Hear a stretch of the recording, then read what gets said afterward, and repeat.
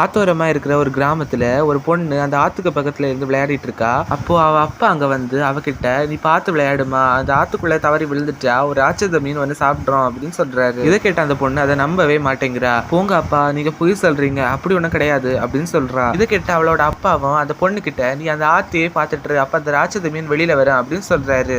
பொண்ணு அந்த ஆத்தையே பார்த்துட்டு இருக்கா. அப்ப ஏதோ ஒண்ணு வெளியில வருது. என்னன்னு பார்த்தா அவங்க அப்பா தான். இதை பார்த்து அந்த பொண்ணு பயந்து அழ ஆரம்பிக்கிறா. அந்த பொண்ணோட அப்பாவும் அந்த பொண்ணை சமாதானப்படுத்துறதுக்காக தண்ணிக்குள்ள இருந்து விளையாட்டு காட்டிட்டு இருக்காரு. அந்த பொண்ணு சிரிக்க ஆரம்பிக்கிறா. திடீர்னு பார்த்தா தண்ணிக்குள்ள ஏதோ வந்து அந்த பொண்ணோட அப்பாவை கடிச்சே சாகடிச்சிருது. அதுக்கப்புறமா அந்த ஊருக்கு ஒரு மந்திரவாதி வரான். வந்தவன வெடிகுண்டு மாதிரி இருக்கிற ஒன்ன தண்ணிக்குள்ள தூக்கி போடுறான். அதம் வெடிச்சு ஒரு மீன் செத்து மிதக்க ஆரம்பிக்குது.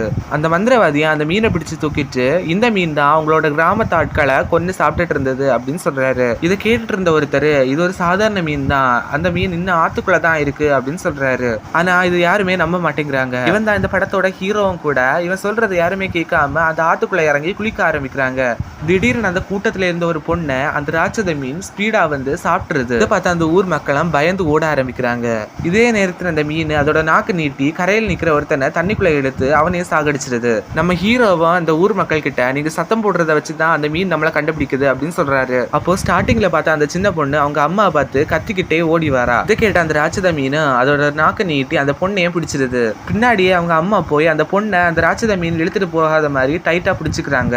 ஒருத்தன் அந்த மீனோட நாக்கையும் வெட்டிடுறான். ஆனாலுமே அந்த பொண்ணு பிரிட்ஜ்ல இருந்து பேலன்ஸ் இல்லாம கீழே விழ போவா. ஆனா அவங்க அம்மா எப்படியோ காப்பாத்திடுறாங்க. திடீர்னு அந்த ராட்சத மீன் பாஞ்சி வந்து அந்த பொண்ணை அப்படியே முழுங்கிட்டு போயிருது.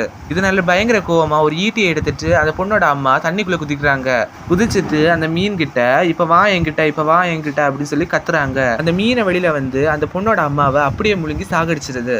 அதுக்கப்புறமா அந்த மீன் ஒரு பாலத்தை உடைச்சி அந்த பாலத்துக்கு மேலே இருக்கிற ஒரு கை குழந்தைய சாப்பிடலாம் அப்படின்னு சொல்லி வருது. ஆனா நம்ம ஹீரோ அந்த கை குழந்தையை காப்பாத்திடுறான். இந்த மீன் நம்ம ஹீரோவை சாப்பிடலான்னு சொல்லி வருது. நம்ம ஹீரோ புத்திசாலித்தனமா யோசிச்சு அந்த பாலத்துக்கு மேல அந்த மீனை விழ வச்சிடறான். அப்ப நம்ம ஹீரோ அந்த மந்திரவாதியை கூட்டிட்டு போய் அந்த பாலத்துக்கு இன்னொரு பக்கம் ஜம்ப் பண்றாங்க. அப்போ அந்த மீனை கொஞ்சம் எகிரி அந்த பாலத்திலேயே திரும்பவும் விழுந்துருது.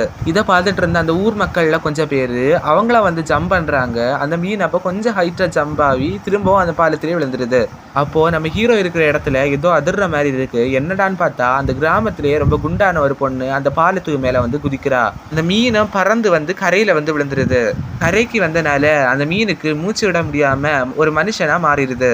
நம்ம ஹீரோ ஒரு டீமன் ஹண்டர். அந்த டீமனை நல்லவனா மாத்துறதுக்காக சில மந்திரங்களை எல்லாம் சொல்றான். ஆனா இதை கேட்ட அந்த டீமன் பயங்கர காண்டாகி நம்ம ஹீரோவை அடிக்க ஆரம்பிக்கிறான். அப்போ இங்க ஒரு பொண்ணு வரா. இவ தான் இந்த படத்தோட ஹீரோயின். இவ அந்த மான்ஸ்டரை கையாலேயே அடிச்சு ஒரு மந்திர துணிக்குள்ள அடைச்சிடுறா. அதுக்கப்புறமா அந்த ஊர் மக்களும் ரொம்ப சந்தோஷமா வாழ தொடங்குறாங்க.